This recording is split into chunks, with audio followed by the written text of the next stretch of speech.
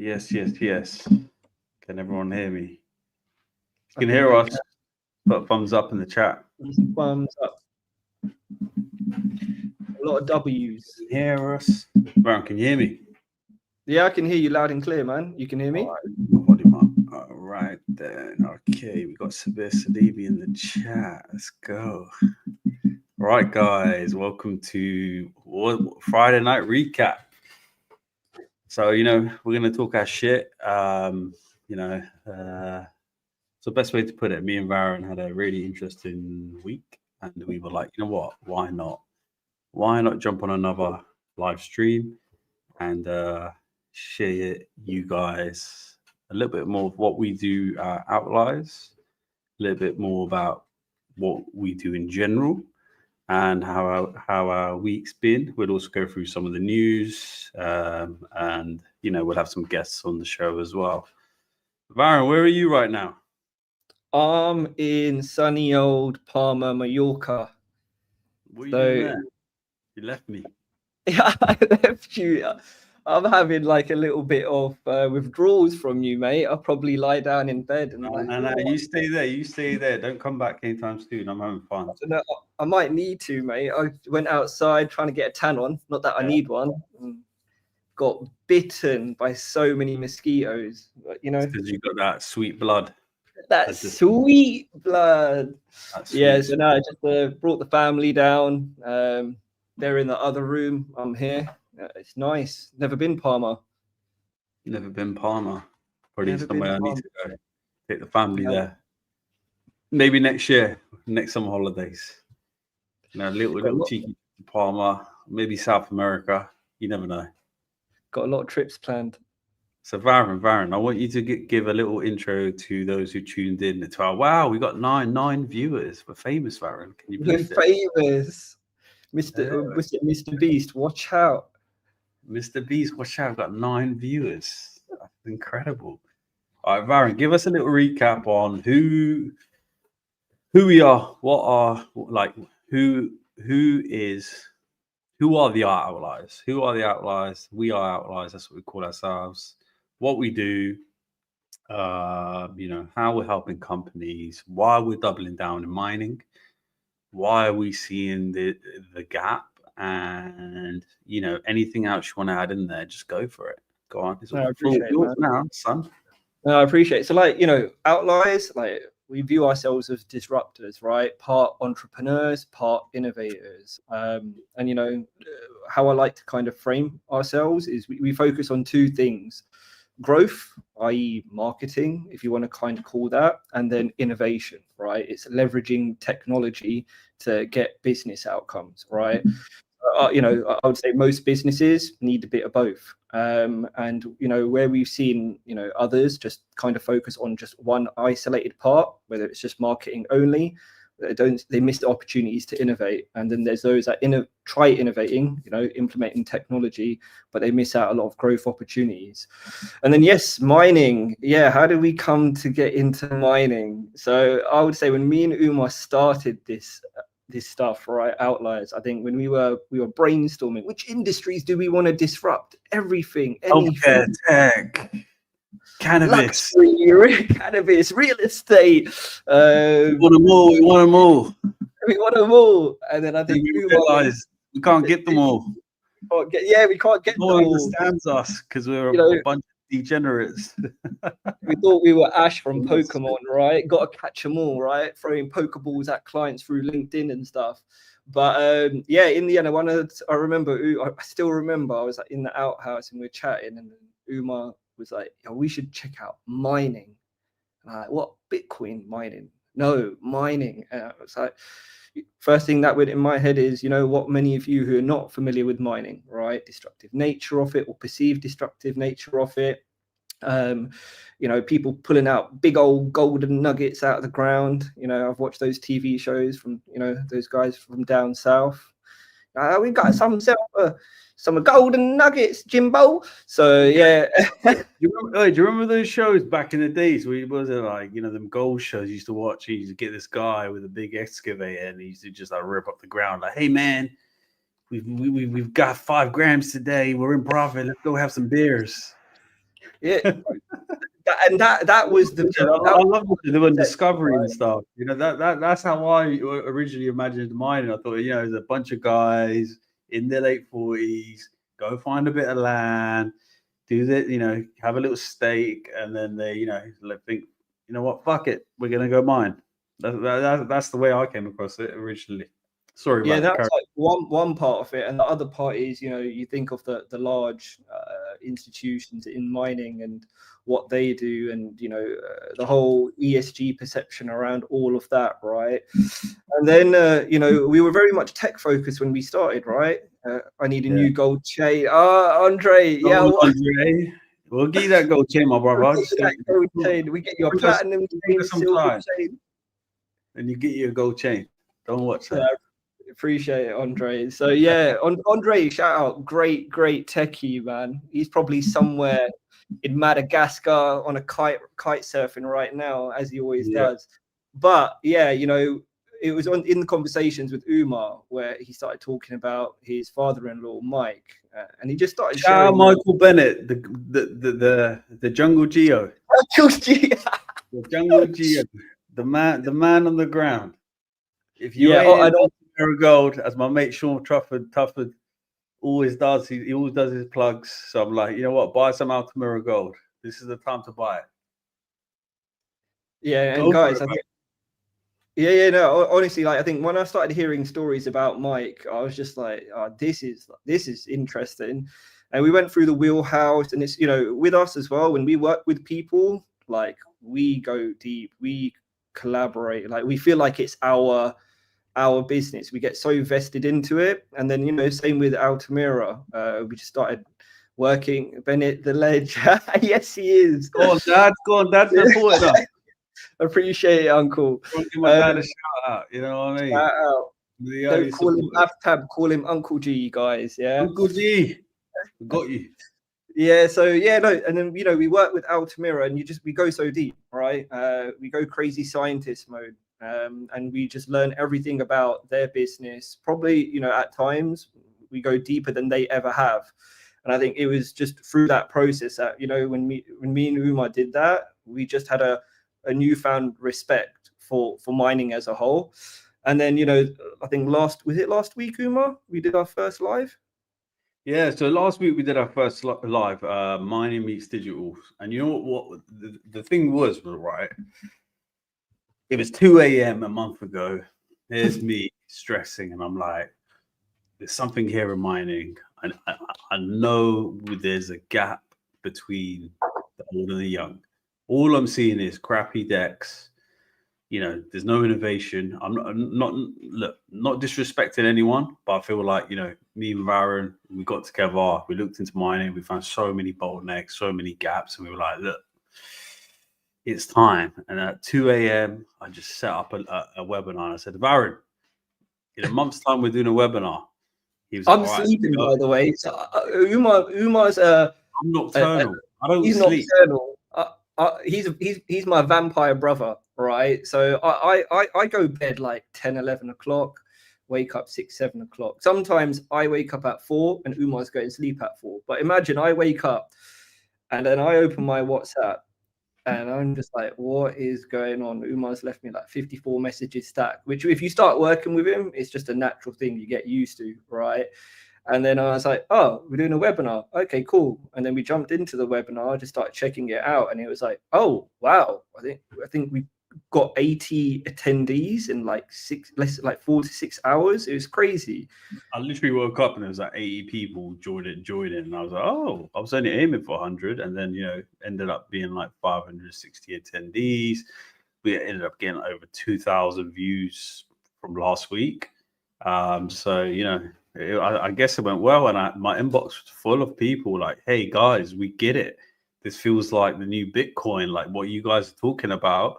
You know, we want to get involved. How can we get involved? And, you know, the community really embraced us, which was not surprising, but, you know, it was special because it just meant that, you know, we come from different backgrounds. I've come from a retail background. I'm a very well-known trader on TradingView. I might chart a bit later on live. see how the session goes. We'll ride the pig. But yeah, and then going into this whole agency world that Varen brought me into. I just saw a funny comment from Sean. Sean's. We're gonna bring Sean in a minute, but Varen, carry on. I just can't carry on. You just, Sean just take it slow. What do they call it? A Cheshire cat grin. What's that? Look, like if I read out the comment Sean just sent me, we're getting booted off our first line. All right, we'll say that. I'm going to introduce Sean in the next couple minutes, so go for it, Baron. Yeah, I appreciate it. And then as Umar, Umar's just that that kid that you probably have been school with that was like just super entrepreneurial, selling knockoff garments like that. That's trust me, them guys in Mountbatten school know. I remember. Let me tell you a little story. Yeah, I remember I was from a little place they call the Area in Southampton, right? And I'm not going to say who it was who sold me these knockoff garments. And what I did, I basically used all my money I could. Came back to school and I said, look, I can get you TNs, Evisus, you name it, all the big brands. I gotcha. And from that, honestly, I remember non-school uniform there. Every single person was wearing my clothes. And I was a proud entrepreneurial moment from then on. And, I'm surprised you didn't have a contract with school, mate. I'll do the uniforms for you. Go on, Baron, carry on. Keep interrupting, man. Yeah. So that's cool, man. Memories. It's just a chat. No, I love hearing your stories, man. And then as I mentioned, Umar's come from the entrepreneur background. Me, I actually started off one time as an accountant, but like a really, really. JT knows about those VC jeans. We had the whole Mountbatten school on lock. And we've got another one, Warner Brother jeans. If you see the police, Warner Brother. If you don't know about those jeans, Warner Brother. Sorry, go for it. No, it's cool, man. That's Warner Brother jeans. I need to get that put on the office wall. So I started off my career as a economics grad, similar to Umar. Started working as an accountant, junior accountant, and then very, very quickly I realized I was a shit accountant. So then it was just one of those ones where I was like, okay, cool. Do I want to do this for the rest of my life? I'm still worried that they're gonna audit their accounts and come back to me. But, I got into tech, through a friend. He got me into tech straight away, got into a big agency in London. And my first project was MasterCard. And they sold me in to MasterCard. Mind you, this is my first ever project, right? They sold me in as this is going on LinkedIn. But I don't mind. They sold me in as a senior. I know it's no names, but yeah. Go on, sack me. We work for ourselves. Essentially, I myself just ended up working for a lot of the biggest agencies in the world in advertising and tech, and that was just launching new products, services, digital transformations, big brands. Started doing startups. Met Umar on the way. So where Umar's I would say the entrepreneur, I'm on the other side as an innovator. So that's us in a nutshell. Okay. So, you know what? I just want to get Sean in there because he's one hell of a character. If you watched him on the last episode, Sean, stop sending me these funny messages. If I say one of these messages, you're losing a hell of a lot. I want to add Sean to the stage, guys. Sean, how you doing, my friend? How are you? How are you finding that bit of that British banter, as they say? Well, I tell you one thing, the camera adds 10 pounds. No. You're looking good, man. You're looking like you've been on that, playing all that golf. That's it. Hey, guys, it's great to be back. We should do this every week because I get a real kick out of what you guys do. You bring real value to my friends and clients on LinkedIn. I really appreciate you liking the posts and everything. And I'm not honeypotting you. You guys, you bring real value. Like this business, if we don't start talking to people your age and in your demographic, the mining business is in very serious trouble. And it's good to have you. I'm not going to talk your ear off. I'm just saying I'm glad you're here. I'm glad you picked us. And We love glad you. you're mining and not something else, right? Because it's we need you. Like we do. Like it's a copper guy from Soul Gold, Chris Stackhouse, the CFO. There's a nice plug for him. It's he said that before you carry on, I'm literally gonna do a chart and ride the pig on Soul Gold tomorrow as well. So let's give that. Yeah, there you go. No, Chris Stackhouse, Chris Robinson, they're real good people. And it's they're copper people. I'm not a big copper guy. I don't have a big depth in that. But supposedly we need another 10,000 new copper mines to electrify the planet. Let's go, baby. Sure. Right. Sorry. On that topic, for the audience out here, a lot, like I think half of them are not from mining. Like, could you elaborate on that as well? Like, because I think a lot of our generation isn't fully aware of how important mining is to our civilization. Yeah, explain it like you explain it to a 5-year-old. Well, it's real simple. How about this? You could give every person on Earth a dirty diesel car, and it'll never come close to what we're about to do to the planet to try to electrify the damn thing.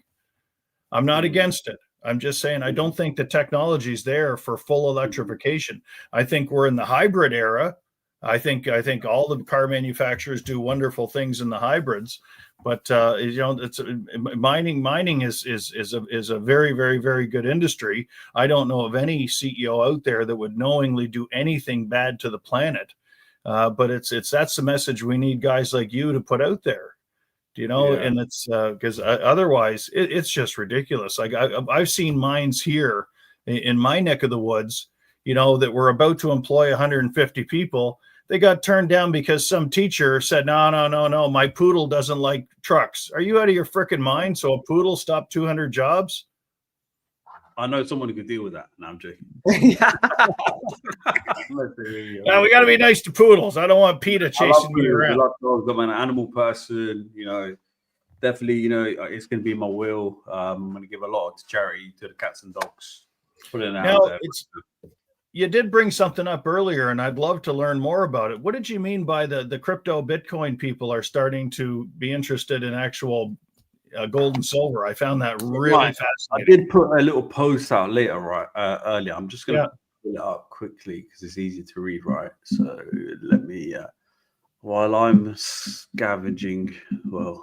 I've just seen Sean's messages as well. I was like, where are these messages? Don't read them out loud, man. We're all going to get banned. I won't. For sure, guys, you don't want to be in the back channel on this. This back channel is absolutely crazy, and we've got a few ladies in there as well. So Sean knows what he's doing. So basically, what it is right. So let me get this post out. So I put a post out. Post out. So all right, I'm going to read it out. How do I screen share? There's a screen share button there. I'll read it. Look. Crypto companies are buying mining assets. I've been talking about this for a while now. Crypto companies will start acquiring mining assets directly. Today's news proves the trend is accelerating. If you don't know who Tether is, they're the issuer of USDT, which is basically a stable coin. So it's like, it's pegged to the US dollar. So they're now active in talks in investing in gold mining companies across the entire supply chain, from mining and refining to trading and royalty firms. Why this matters? So the CEO, Paolo I don't know his second name, calls gold natural Bitcoin. I don't know where the resemblance of natural Bitcoin and Bitcoin. I get it, but whatever. And he's not wrong. They've got a market cap of 168 billion USDT market cap. So they're huge. So they've got massive market cap, loads of money. This is just the beginning. The crypto native companies with billion-dollar war chests are realizing direct asset ownership over financial exposure. Supply chain control equals competitive advantage. Physical assets plus digital innovation equals future of finance. What's next? Watch for more crypto giants to follow this playbook. When you generate billions of profit annually, why wouldn't you own the underlying assets to back your business model? So in short, what is happening right now is You're getting all these big crypto guys, right? And I've said this tons and tons and times before. You're getting these guys. What they're going to do is right now it's all hype. All these coins are hype, right? It's a bubble. So they're going to use their capital to buy real assets. So instead of what's the best way to put it? Instead of pumping up, worthless. Look, the US dollar's on its way out. You can even tell the inflation is crazy right now. I put it really. I've got a really good comment here I wrote earlier while I was in the flow state. It says, where is it? Yeah, I've got too many comments. I'm so fired. I'm always firing on all cylinders, so I'm just forgetting. But in short, they're basically just trying to switch over from, hey, we're a crypto technology company to, hey, we are now backed by real physical assets. So you're going to see this play all over the mining sector. They're gonna start buying up loads of land, loads of loads of mines to back their crypto. So it gives them real assets. So let's just say tomorrow, which imagine let's just imagine that everything goes to shit. Crypto market, Bitcoin dumps, the trust is gone. At least they have real assets on their books that will keep them afloat. So that's what I'm seeing. And I'm going to go on my X in a sec, because I did actually see a really good chart that I was sent to Varun, and it shows that everything is overvalued right now. Like, I fully believe this as well. So where is it? Basically, we're all right here. Look, so we are officially in uncharted territory. US stocks are now pricier than ever before the Great Depression and .com crash. History says this doesn't end well. And I'm going to put this, how do I share this with Varun? So you can share a copy link. I'm going to put the link in the chat. And I think this is very relevant to what we're talking about, right? So everything right now is super overvalued. Varun, can you see what I put in the chat? Mr. Uppy.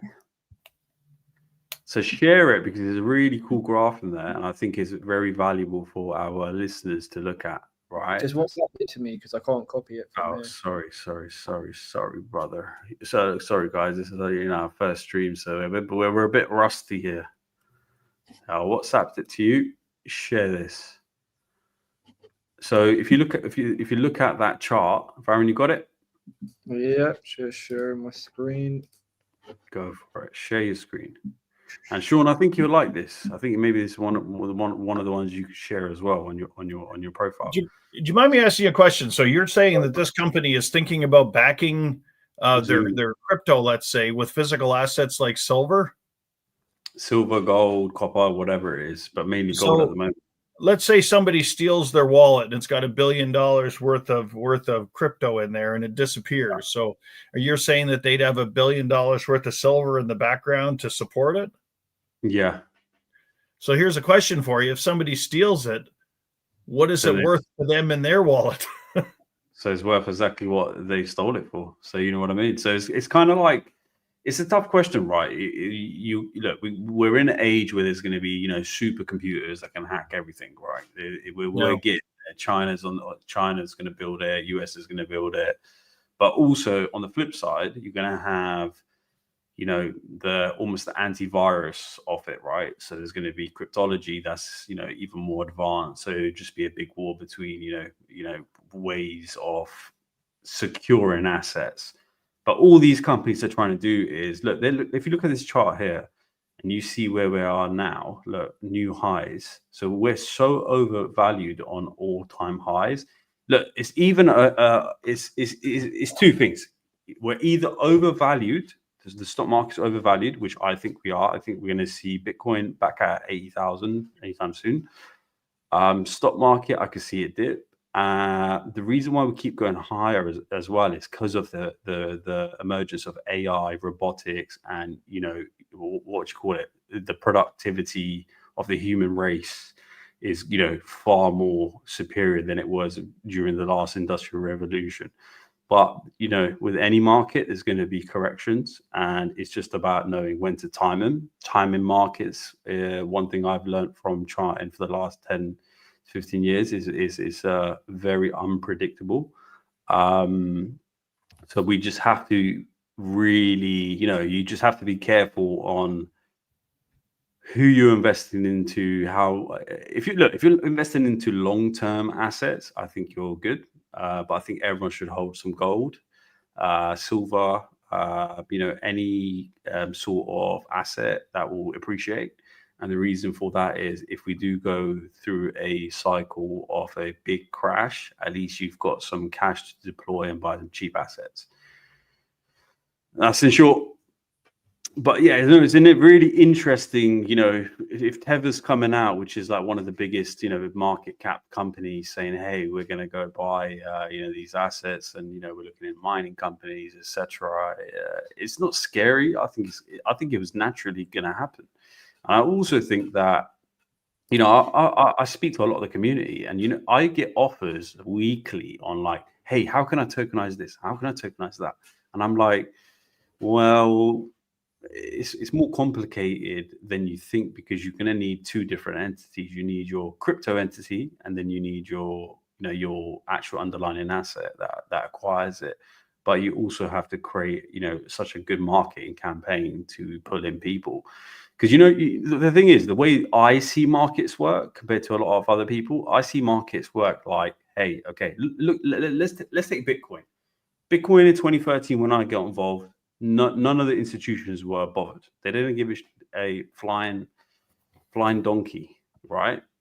So they got into the market way after. They're waiting to see what the retail was doing. The retail usually moves first. That's something, especially in speculation, right? When it's a speculative stock, they're not going to go and take their funds under management and throw it into something random, because they need to show why they're putting the money in there. Whereas retailers are willing to put in the risk. They're like, all right, I'll put 1,000 in, but then there's 20,000 of these guys putting 1,000 in, so the money adds up. You build up the you build up the momentum, you build up the community. That community usually pumps and dumps, and we've seen the scary stories, but we've seen also amazing stories where people have look. So the two different things what I see between junior mining companies right now and crypto is, there's people that I know, including myself and other people, who have actually made a lot of money through crypto. But I don't know a hell of a lot of people in my generation that have made a shit ton of money through juniors. So there is a gap there. So that you can talk to a lot of people. That's why people will. That's why people want to invest into crypto, because they're like, hey, I know my friend just made 100K over overnight. Why would I bother putting it into this junior that has no community? They've got some raggedy ass website. The digital presence is unheard of. They're all talking about regulations and this, that, the other. But you know what it is? They can't paint a picture and they can't sell a vision. And that's where Outliers comes in. We're trying to work with people who genuinely are like, okay, there's a bucket load of money here. We can take advantage of this. How can you help us? But we are also very picky. We're not here to get involved with people who just want to make a quick buck. I want to work with visionary leaders. I want to work with people who genuinely have good assets. And I want shares in those assets as well. I'm just being straight, because otherwise, why would I, help you, take your share price from, let's say 5 cents all the way to, $1, if I've got no direct involvement and I'm just an agency. So we're more than just an agency. We're a strategic partnership. We're a strategic partner, and that's how me and Varun think. And back to you, Sean and Varun. You go for it. I went on my little rant. Nah, it wasn't a rant at all, man. I found that super interesting, man. I think there's not a lot of people which have even talked about this relationship of crypto and juniors. I think you'll probably be best to actually frame it. But even our good old friend, who's a very renowned trader, Market Wizards, Amrit, shout out. Yeah. Hope you're here. I think you'll probably be best to actually kind of explain what he was his perspective of it, and when he got his team of analysts kind of reviewing it because our DMs and conversations with him piqued his interest.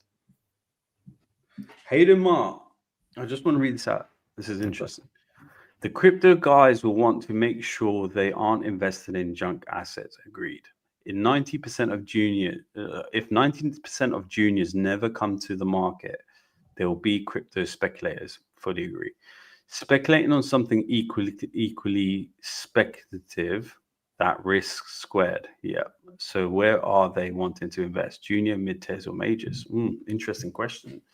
I generally think they're looking for assets that are way more developed. It could be like historically, historic data on there, or they're just going to go for the ones that they know are, if they know they can put an extra 20 million in and turn this into an actual asset, I think they'll go for it. I think that's the kind of move. If I was in crypto, that's what I would do. Go on with Sean, go for it. I can answer that, Hayden. It's remember me saying this because it's only a matter of time before it happens. What the big takeaway from what Umar said, and it really is sad. It just shows you how terrible most mining companies are communicating to their shareholders. When you made that comment that young people are avoiding mining because there's no community there, that's really bloody sad. So in other words, people find more community with Bitcoin and crypto, which, let's face it, is just pixie dust, but they feel more like they belong in that in front of their screens. They feel more part of the family, more part of the community in something like that than they do in a real person, actual, brick and mortar type business. Like, how sad is that kids find that more comforting than real people? Hayden, here's what I think is going to happen. I think because the crypto people are all very connected.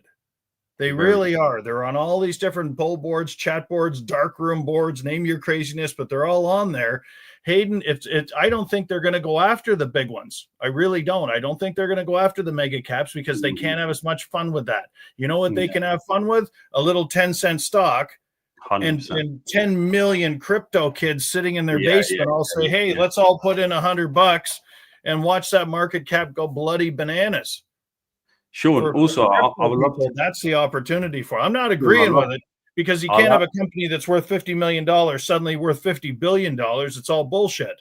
But that doesn't mean people won't make an absolute pile of money in the process. And I think that won't take long for the kids to figure that one out. I would love to add to your point there, right, about the community. So I'm part of quite a few communities. I'm not going to give them a shout out right now because they're not paying me. No, I'm joking. But I'm part of a lot of the communities. We've got our own one, Dirt Rich Society, as well, where we just started up. And the thing is, right, so the way the communities work is exactly. You have whales in the community, right? So these guys hold a lot of shares, right? And what happens is everyone galvanizes together. So they all get together, and when there's a dip, it's everyone's like, when there's a dip in the market, right? Everyone together is like, hey, this is the time to buy, all in, all in, all in. So you have that instant liquidity where people are just buying and buying and buying. They're all sharing their ideas. They're all like getting together, and there's a buzz. And you know what? If we're going to lose money, we're going to lose it together. That's the feeling. Like, otherwise, in mining, I've tried it. You're going to lose. We're all going to lose. Like, you're going to lose by yourself and cry in a corner. But at least you're going to have, look, if you're going to lose $10,000 and your friend there has lost another 100,000, and someone lost 20, another 100, everyone's going to feel a bit better about themselves. That's all it is. That's honestly what it boils down to. It's like people love, we're community people, like humans in general.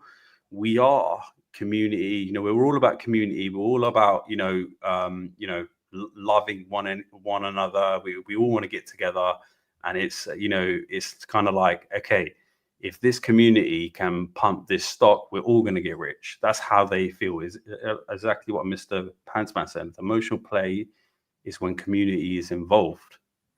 Bang on, Mr. Pantsman. If that's Chris, if that's you, Chris, jump on. I want to hear your thoughts. Links in the chat, in the back chat. Sorry, go for it, Sean. Or Varun, go for it. I was listening, even Hayden's, kind of on a chat that I had with him, he's kind of called it mining casino. I guess, Sean, you might have come across this significantly more than me and Uma have been exposed to, but it's this notion of these pump and dump rug plays where a meme coin or crypto will come out. It will look like a great project, amazing white paper, a community buys into it, maybe because certain people who pushed it out there were viewed as credible, and then people buy into it, and then it's a straight rug pull, stock crashes, people put, and especially the crypto community, I think a lot of people have seen a lot of people get rich quick, and you know they treat it high risk, and you've heard you know too many horror stories of people just kind of going quite literally all in, and then within a fraction of time everything just kind of wiped out. But then I think what Hayden was, me and him were conversing about, is this notion of I guess lifestyle miners and individuals who may not even want to find something, right? And yeah, it's just whether you've seen that or been exposed to it. But yeah, I just wanted to kind of get your thoughts on that. Oh, there's a lot of lifestyle companies out there. You're absolutely right. But just to answer Hayden, I don't agree with it either. Just so we're clear, I'm just saying that the possibilities of people collectively getting together and going nuts on one stock, it absolutely can happen. But I'm not into the pump and dump stuff. I hate that shit, to be honest with you. I really do. But I'm surprised. I really am. As a matter of fact, I even said this to my son. He was mucking around on, is it Discord or something like that? Has 100 million people on it? Yeah. If all the people on that thing even bought 10 cents of a stock, of any stock, it wouldn't matter what industry it's in, it would go absolutely bananas. So I know we're trying to discourage that, Hayden, but it's the community part is still very much alive. I'll give you a really good example. We had a client a little while back. They had 40,000 shareholders around the world. A little self-plug, our company cleans up contact lists for companies. So we get these shareholder lists. We find out who's alive, dead, where they live. Anyhow, you get it. But it's they had their own private chat board. It was on Telegram. The name of the company is Soul Gold. It was really neat. And but here's what's amazing. Some of the folks that were on that chat board, I think we identified 27 countries were on that chat board. So the level of community was unbelievable. So if I was talking to somebody in Australia, within minutes, that whole board knew absolutely everything that we talked about. And if you want to talk about the community feel to it, here's stuff you couldn't make up. Over the course of, let's say, 3 or 4 months, you become friends with these folks. And I had a whole bunch of them say, hey, if you're ever in London, let's go to the pub. If you're ever in London, let's go to the pub. So I said to the group, I said, screw it, let's all go to the pub. And I flew to London and I met a whole chat board at a pub. Nice. And here's the London boy himself. I've added him into the chat, Mr. Chris Breezy. Hey, Chris. So here's the final thing you're going to find funny. So all these guys had been on the same chat board for years with the same company, and watching them introduce each other. Oh my God, you're Bonesaw, you're Hangman. Like it was a scream that they only knew each other's gamer tags. And suddenly all the shareholders were in the same room. And one of the guys showed up in one of those really fancy Audi sports cars with the bloody stock symbol as the license plate. That's what it's like. This is London for you. You got it, man. The community is where it's at. Chris, what are your thoughts for the conversation we've been having so far? So my thoughts mainly is the GameStop play. If we go back to where the GameStop play happened, that was mainly due to community. Mm-hmm. If you watch the whole thing behind that, it was more about, there was one guy who was a known guy, I can't remember his name, but once the community got behind it, again, everyone shared with everybody else. So it even got to people's grandmas making money from this thing who didn't know anything about anything, but got involved essentially in a community through spirited conversation, probably through a relative, grandchild, parent, whatever it was. And then all of a sudden, everyone's doing it. So if the community gathers enough wind, then it could turn into a tornado, which is what exactly happened. Yeah. And I'm just gonna throw this at you, Chris. Yeah, you can answer if you want, but it's like you probably haven't even heard of many mining companies, have you? Not many mining companies. Probably the ones I've talked about, but other than that, you haven't really just to Yeah, show the disconnect. Like you're more Yeah, like you crypto. don't know about them. You hear about the big crypto platforms, but not the behind the scenes. No, Yeah. no, I get it. Yeah. And Chris is one of them people. He's very dialed in London. He knows the community. Plug yourself up, Chris, man. Give a little plug to our Drink 8 live start. viewers. If we had some drink stop, we'd be showing it. Best drinks ever. Sean, we'll get you a pack of drink stop. Yeah, I've got a drinks company. I do cocktails and non-alcoholic ones as well. Slushies and cocktails, just a bit of both. Great business, great anytime really, not just summertime. Summertime mainly for the slushies. Cocktails are all year round really. Just depends what you're doing. Yeah. And Chris That's knows me. everyone in London. I'm telling He you. knows Everyone. Everyone. You name it, we'll be there. You get you in anyway, Sean. When you're down, we're meeting up with Chris. So I'll give you a little backstory of how me and Chris met. So You were buying a slushie. yeah, like a little alcohol slushy. So this is how me and Chris met. Let's go back to what 2021. I think it was before that, but yeah, I think it was like 2019. So there's a rapper that goes by the name of Kano, and Chris over here invited me out. He said, "You know what? It'd be good to network. Let's meet up." And from then onwards, I remember every time I was in London, Chris was just, "Hey man, I'm with Rudimental. Hey man, I'm with this person. I'm with my jam. I'm with this person. I'm with that person. Let's link up. And ever since he's the guy. You want to get into any club, bar, any spot, he's your man. He's your man on the ground. Chris, We'll make it happen.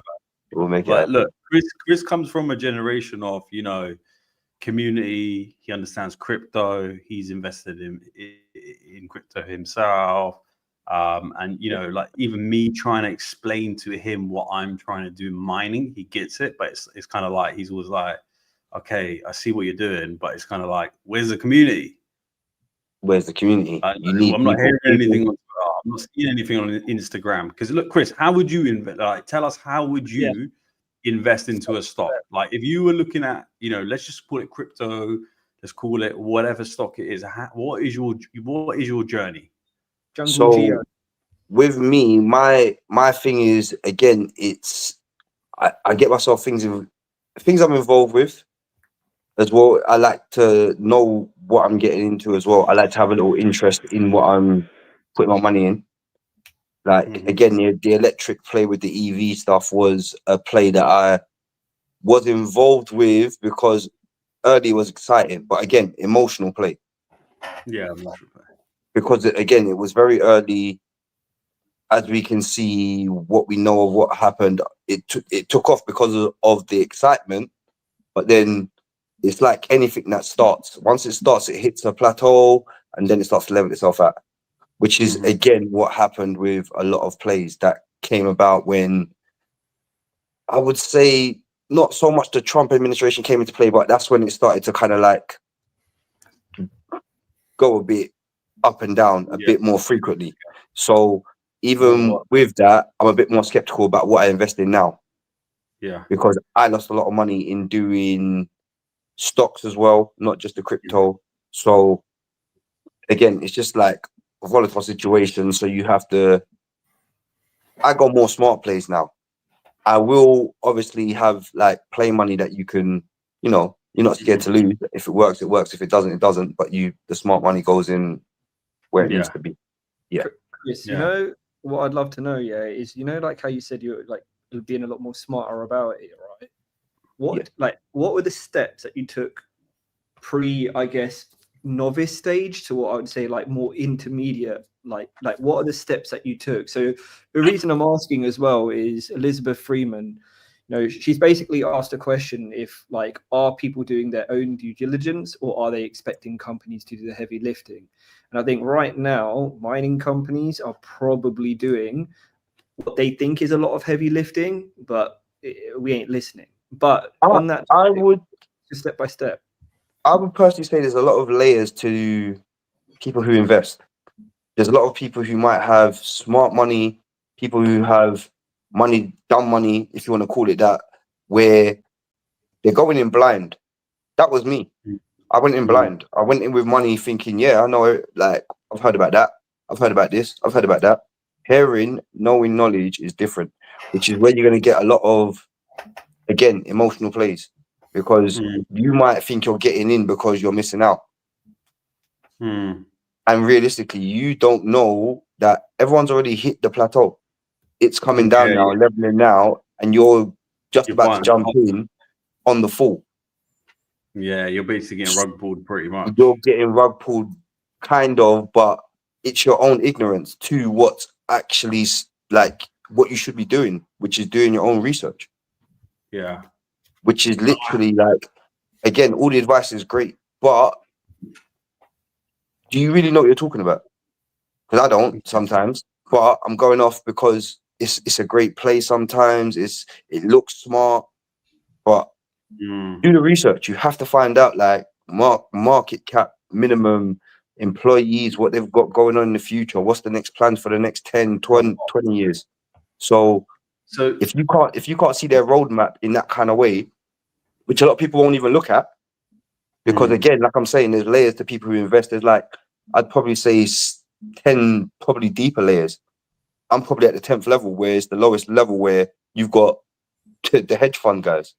There's you guys who are probably levels ahead of me as well, because you're more knowledgeable in the space. But at the same time, it's good to have people around that you learn from.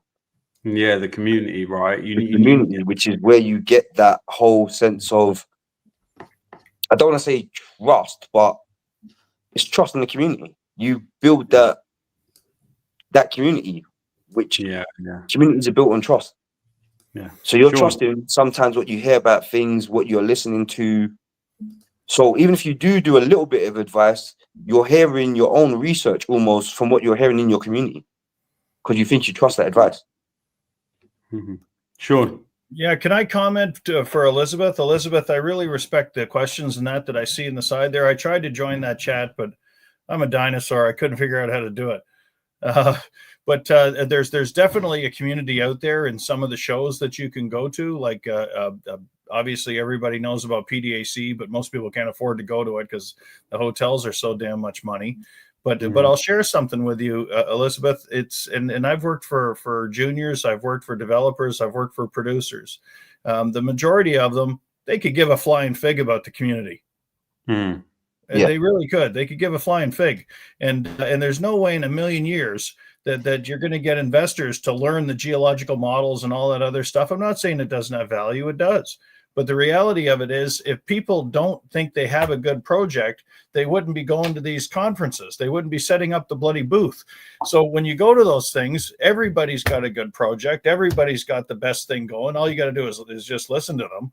But the majority of them, they're I would say in the mining space, especially in the juniors, and you guys can disagree with me or not, I'd say 85% of them are really nice dreamers. They're almost like reincarnated prospectors. They're not bad folks, but they get excited about the bloody rocks, right? So 85% of them are dreamers. 10% of them, I guarantee you, should be in jail. And the other 5%, they would have been millionaires in the porta potty business. They just happened to pick mining. So here's the test that I do. All right. They're all going to have good stories. They're all going to have good geophysics, geological models, Lassonde curve, name all the other baloney. Do they return your bloody phone call? Because I promise you, most of them won't. I went to PDAC last year armed with exactly $12 million to deploy. Collectively with myself, my friends, I had $12 million to deploy. And when I walked up to all these different booths that we already had a short list, and I asked the folks, I said, let me ask you a question. Does your dad own your stock? Almost none of them said yes. Yeah. All right. Or if you say, hey, can I have your card? I got 3 or 4 other companies I got to take a look at. And then you send them an email and you never hear from them. You call them, you never hear from them. So I agree with what Elizabeth is saying, and I hold it dear to my heart too. There's some real good people out there, but the big one for me is, do they want to talk to me? And I told you guys in the last show we did, I reached out to exactly 100 mining companies and only 2 called me back. That's not very community. You leave a message with a tech company and they'll either pick up the phone instantly, or you'll get a call sometime in the middle of the night. You'll get text messages, you'll get WhatsApps, like they won't leave you alone. You'll get you'll get chat AIs answering most of your messages. You'll have like a stream of content 4 times a day on all platforms speaking to your listening, right?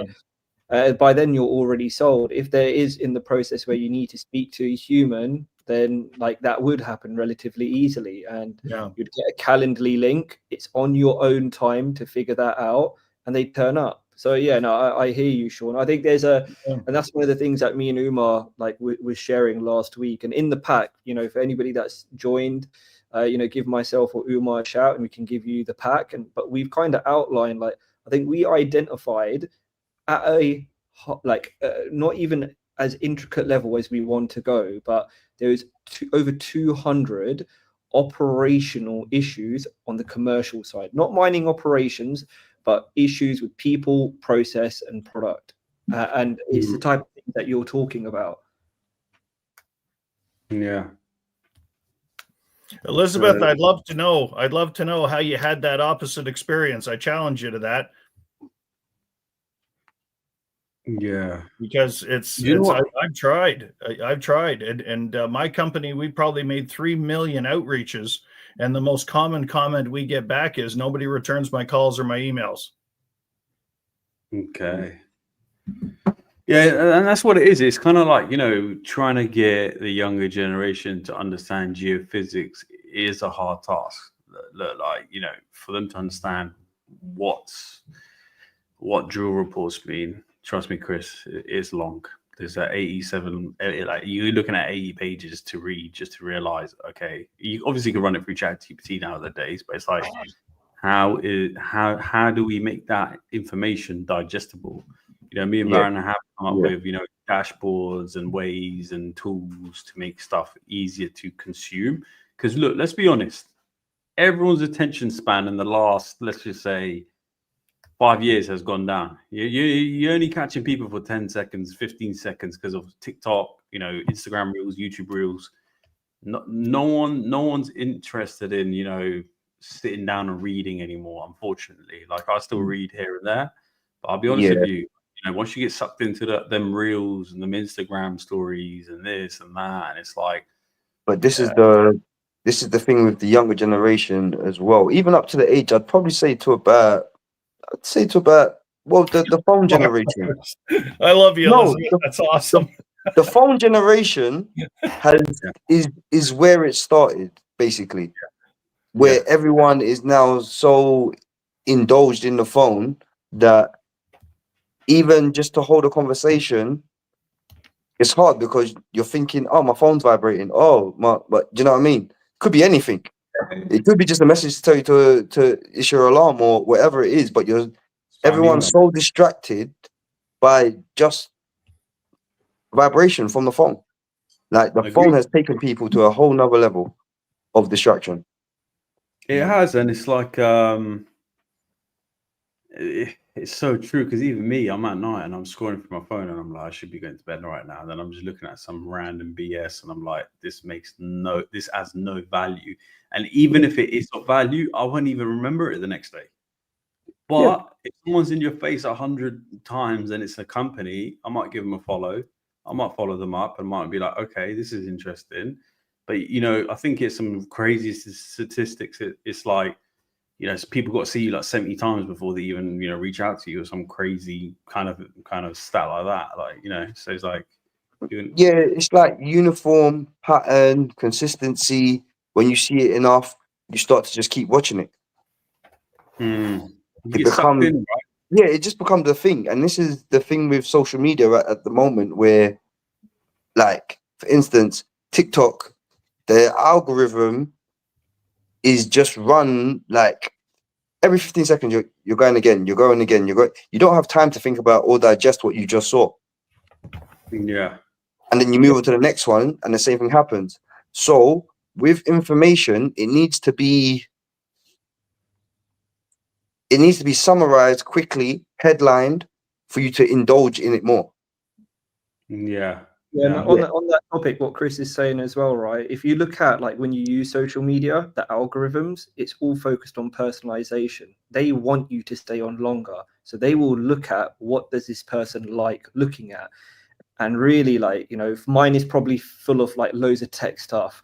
Chris's is probably full of loads of like cool drink brands that he's looking at and fitness stuff, right? Uma's vice versa. Yours is probably like a lot Mine's more all investment. investment related stuff.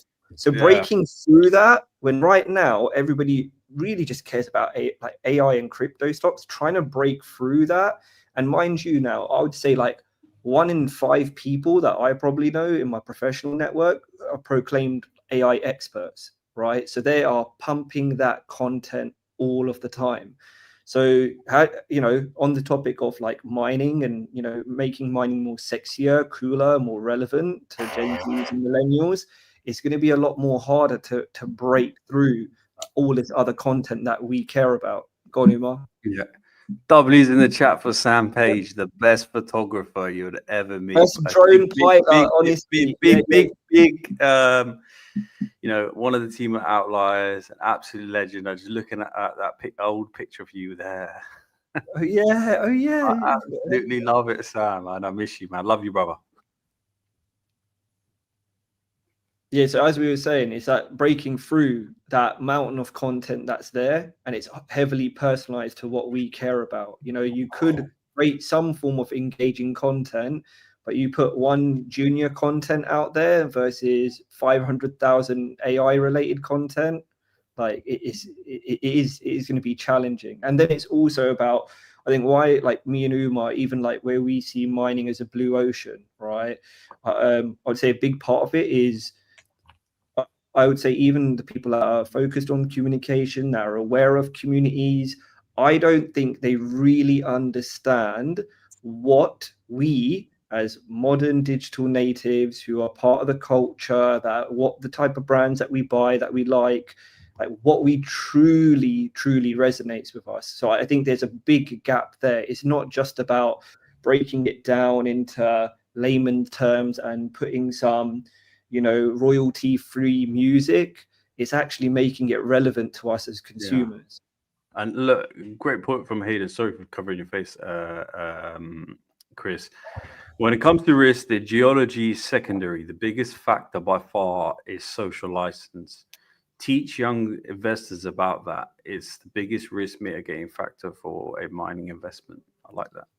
Yeah, so what Hayden's referring to there as well, and I think he mentioned it in the chat earlier, it's like the notion of like social opposition is like, Hayden, you could throw the facts in. I think, Sean, you'll probably be much more best positioned for this, but it's this notion that a lot of mining projects are abandoned because of like social issues, essentially, by the actual community on the ground.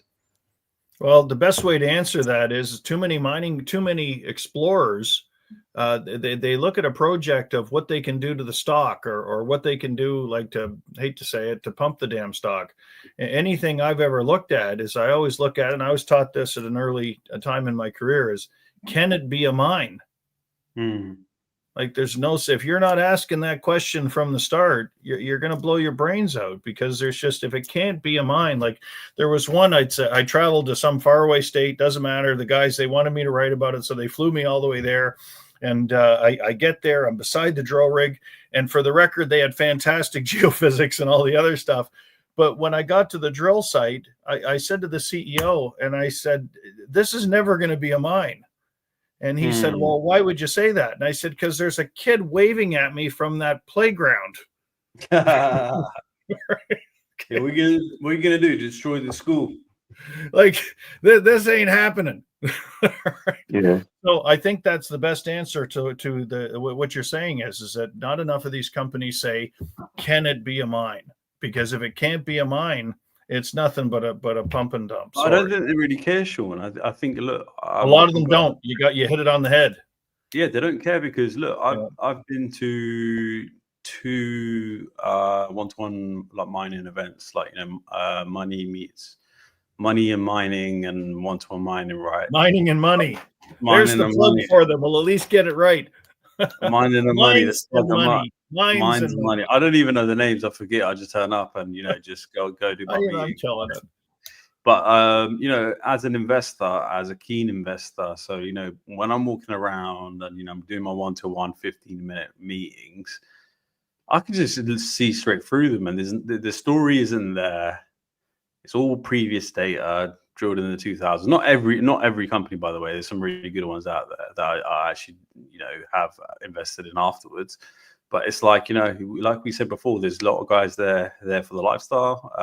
There's people there who just want to be part of the community, and a lot of them are financial guys who just want to raise some money. So when I look into a company, I really want to know the story. I really want to know why are you setting this mine up, and do you have the experience? Have you exited before? Have you had multiple exits? And where are you looking to take this? What's my ROI? If I put in 100K into it, what am I going to get out of it? So that's where I'm at. That's where I'm at. Even more. The data is that 76% of mining operations are delayed or abandoned because of community opposition, environment concerns, and land access. So yeah, that sums it up. So then 76% of this company shouldn't even be out here trying to, sell us a dream. I hate to say it, but there's an awful lot of them like that. I know that I'm Indigenous myself, and one of the most common things that I hear is the lack of early consultation. I don't know why people, like, if you know that you're going to be in a rural area that's near an Indigenous community, why would you be putting out press releases before you talk to the people that essentially own the land? If you do good deals going in, you don't usually have problems later. Like, I had an old boss who used to say, those equally informed seldom disagree. But it still goes back to that, can it be a mine? If it can't be a mine, what the hell are you doing there? Yeah. So last thing you might find funny, okay? I'm not going to say the name of the company, but it was really damn funny. But imagine getting to a site where somebody says, we're going to do this, we're going to do this, we're going to do this. And you finally get there after multiple planes and snowmobiles and all this other crap. You get there and you get to a sign that says, do not spend more than 2 hours a year at this location. 2 hours a year. Because it was so radioactive. Now, how the hell is that ever going to be a mine? It's never going to be a mine. Anyway.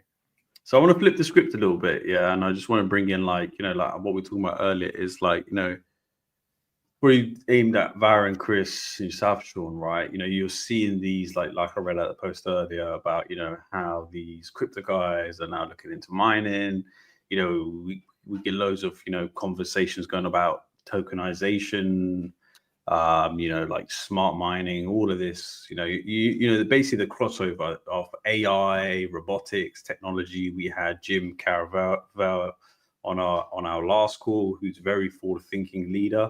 And he said this to us actually, which is very interesting. He said that, look, when I started off, I basically wanted to build robots. I wanted to get into the mining. I wanted good partnerships with forward-thinking leaders. But the problem he had was that none of these guys wanted to work with him.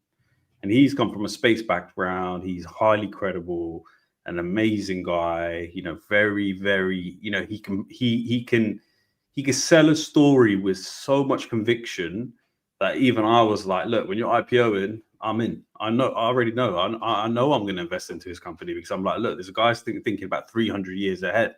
The feel I was getting from him was like, this guy's like Elon Musk in a different way. He's very technical, he can be a bit more polished, but it was just from a retail perspective of the way he was thinking. It was very forward thinking. And me and Varun both looked at each other. We're like, look, this guy is an incredible human being who has great experience. And just based off his story and, the way he sells his vision, I'm on board.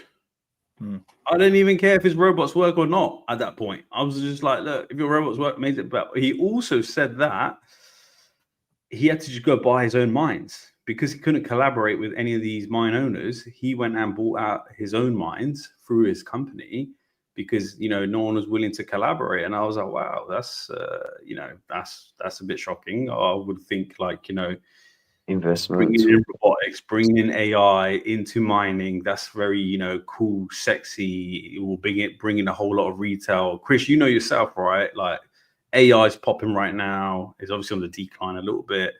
So as Vara know, AI, mining, robotics. What are your guys' thoughts of like the crossover and, like, you know, where we could take this, and, you know, how does the future of mining look like? Because that's where I'm really interested in this space.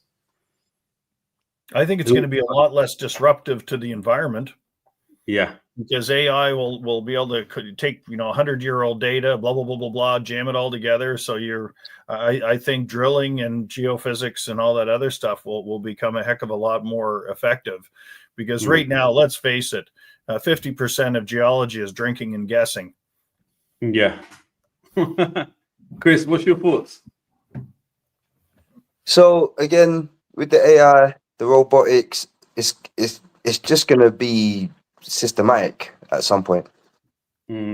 So before it gets there, how do we get there? Yeah, it's true. Varun, what's your thoughts? Yeah, my thoughts are it's almost like every industry is gonna have to get innovated, right? You look at healthcare, you look at manufacturing.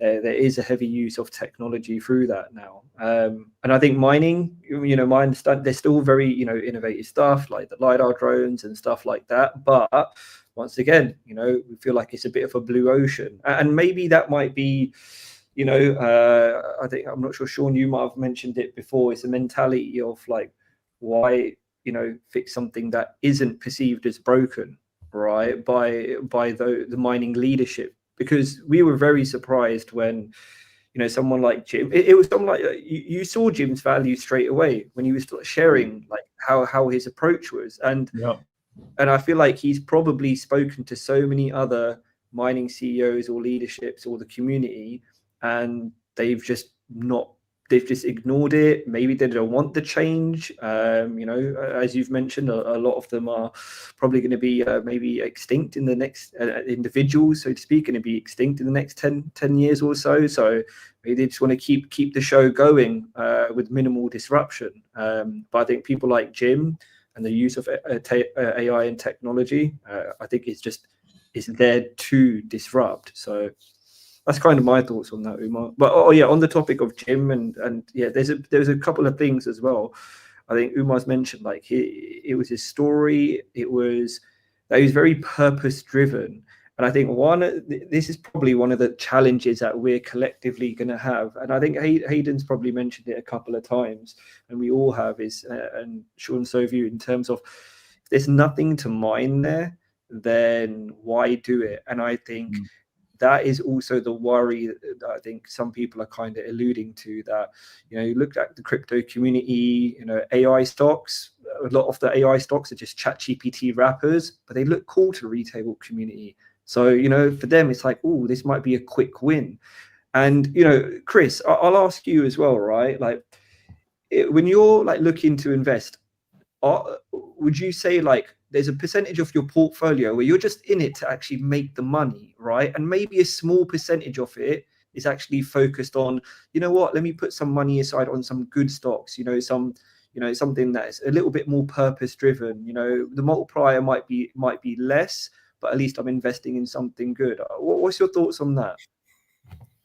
Yeah, again, back to what I said earlier on about things that I'm connected with. They will sometimes be an ethical play, sometimes, but again, that's the smart money. You play.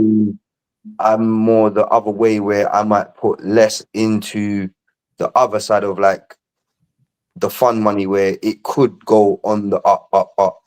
Then if it is going up, you might put a few extra in there, might, you know, jazz it up a bit, but you don't want to go too far, because we all know sometimes inevitably they might crash. Yeah. Chris, you are so cool. Sorry? You're just so cool. Like you're He's like the a walking coolest guy toilet. in London. Everything's Wait, just Sean, built. now you're linked up with That's Chris. Your life changed. The first person you call when you hit London, when you check in, that's what they call it. When you check in. He's the king of confidence. Chris Brown, the king of confidence. That's what he is. When you see his Instagram, That's it, every cool. celebrity you can think of in London. I don't even want to go through who you know and what you know and what you get up to, but you know, this guy is a very special individual, one of my really close friends. And, you know, appreciate Chris even jumping on. Like, you know, it was last minute. He was just like, you know what, let me just jump on. So I was just, you know, really appreciate your perspective. And that's what No worries, man. it's all about getting different perspectives and, you know, introducing new people into mining and like really having a conversation that is different, because the conversations we're having, you know, with mining executives, like we had one on yesterday, like just a private chat, and his thing was, hey, like I feel like, you know, this whole play of tokenization and AI robotics is like the new Bitcoin, and I feel like I'm going to miss out. And you know, he's a private landowner, really good guy, based out in Canada, and you know, he's really excited, and I feel like, you know, it's a bit of a fresh air of, you know, couple millennials who are like, hey, we're here to disrupt, but we want to work with the right people. We don't just want to work with those, you know, 76% of the ones that will never, you know, see the light of day. And those are the checks we do. We don't just work with anyone. We want to work with people who we genuinely think we can make a difference. Because at the end of the day, it makes no sense for me, Varun, or any of our team to put this time and energy in for some money. And you know, it's well known we have other businesses as well, so we, you know, we're not short of money. This isn't a money play. This is kind of more of a, hey, this is a generational play where we can make a difference in the industry. So that's where we come from. It's like, you know, look, obviously the money's great, but it's like, you know, not all money is good money, and I don't want to be part of projects that are a pump or a dump, because I don't want my name part of that. I don't want, you know, people calling me and be like, hey man, you told me this project was great, and now I'm there, look, we're, you know, with a, you know, with a weird grin, and I'm like, I'm sorry boys, like, you know, didn't mean to get you into this. So, you know, we just want to work with people like yourself, Sean. Do you know what this business I think needs more than anything? Yeah, go for it. A really big win. Yeah. Because, you know, I was on a panel in New Orleans a couple of years ago, and the whole panel was about how do we get young people engaged? You know, they're only going to Bitcoin, they're only going to weed, and I said, I've got an 18-year-old son. He's a knucklehead. The knucklehead fruit didn't fall far from the knucklehead tree. All right, so he's no expert at Bitcoin or weed or anything else, but it's easy for him to see, why would I muck around with mining when I can play with Bitcoin and it's gone up 10,000%? Exactly. So what our business needs more than anything, and maybe it's the Elizabeth Freemans of the world, or, you know, that come out with this in their thesis to show us the better ones to pick. We need a really good bloody win, and I hope it's one that I own, but I'd be happy if it wasn't. You know? No, Jim, we're going to get on, like, you know, I'm sure, you know, you've got great friends in the industry. Like I said, look, me and Varun want to, you know, jump on calls with forward-thinking leaders, great projects. And that's what we're going to do. We're going to do it in a professional setting. You know, we are going to upgrade, but we love lives, because we're from that era. Lives where it's at, you know, you can't fake it. You know, you can't delete the scene. But we will do those, you know, one-to-one podcasts. You know, this is just the beginning of what we're doing, getting our brand out there, you know, telling people what we're about. And, you know, we're having fun as well. We're having fun. We're having a heap load of fun out here. And it's the outliers, right? It's the outliers. We are outliers. That is the agency. So you ever need to plug us into some of your boys, or, you know, anyone else that wants to know, we are outliers. And, no, we're here to stay, as Chris knows as well. I'll tell you something. You guys have a business right off the bat of just taking press releases and turning them into layman's terms, and I'm happy to help you with that. Because if you just said you can do that, it's a big deal. Varun, show that little dashboard we made. Oh, hold on. I think this is a good moment for Chris. You got time, yeah? Anytime you want to drop. I've got about. Well, Like 8 more minutes because I've got to get out for half. Yeah. You Yeah. And do then he's think- heading over to the Clacken pub.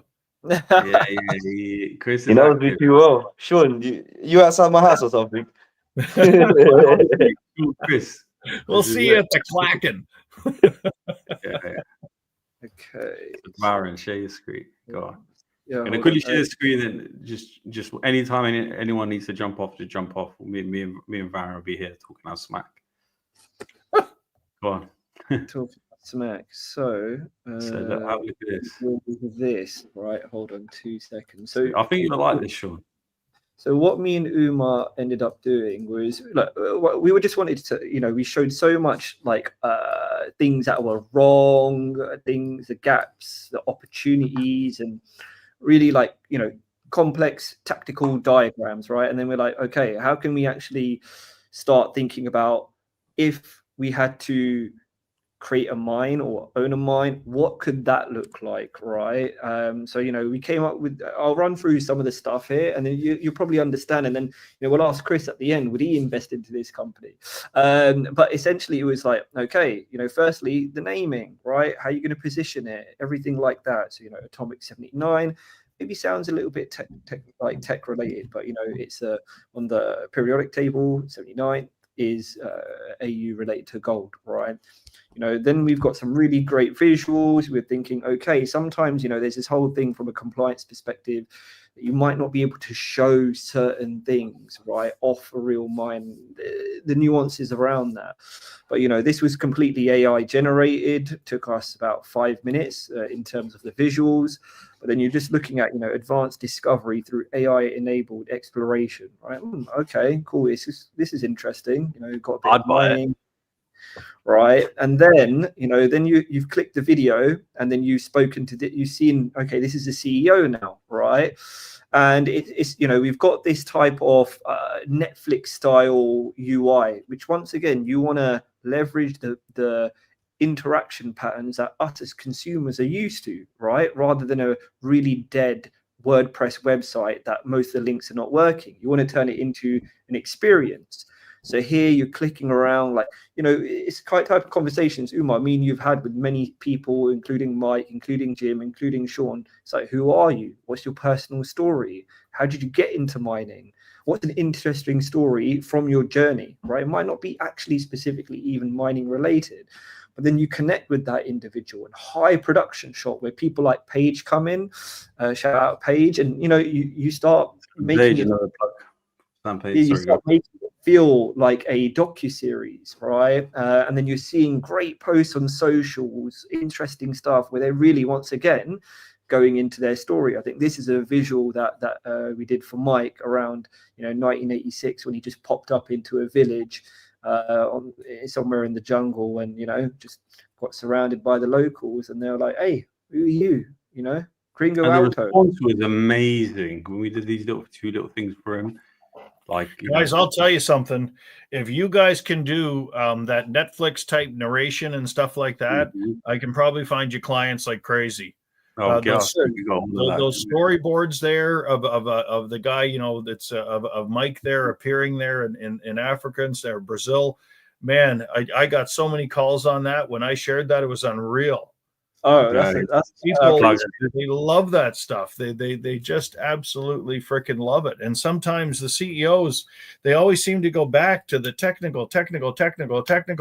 It's nobody gives a crap. Like when and I know that's going to upset the geos out there, but hear me out. All right, one of my favorite companies right now is IA Gold and Silver.